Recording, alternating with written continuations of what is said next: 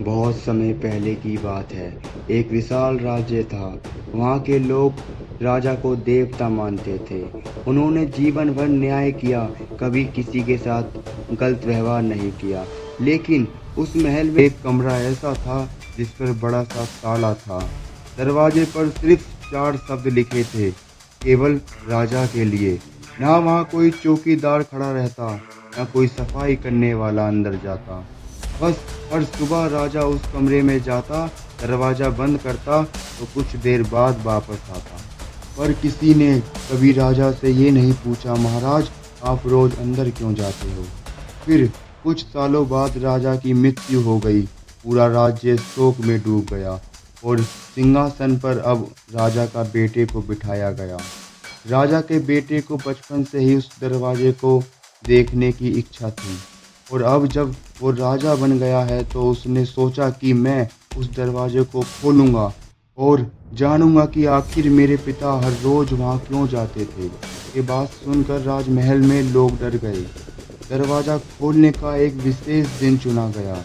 दरवाजा सजाया गया, लोग बुलाए गए, पूरा महल शांत हो गया था, जैसे वक्त ठहर सा गया हो। राजा ने अकेले उस रहस्य दरवाजे की ओर कदम बढ़ाए।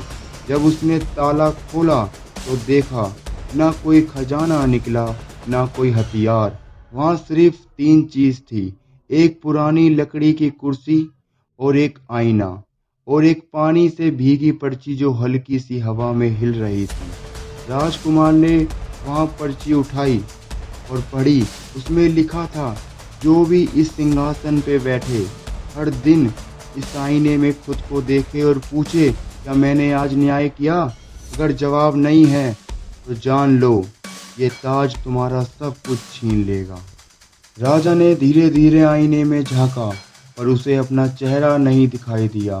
उसे दिखा एक आदमी जो डर से कांप रहा था, क्योंकि राजा बनने के चंद दिनों बाद ही उसने जल्दबाजी में एक गरीब किसान को फांसी की सजा दे दी, बिना पूरी जांच किए।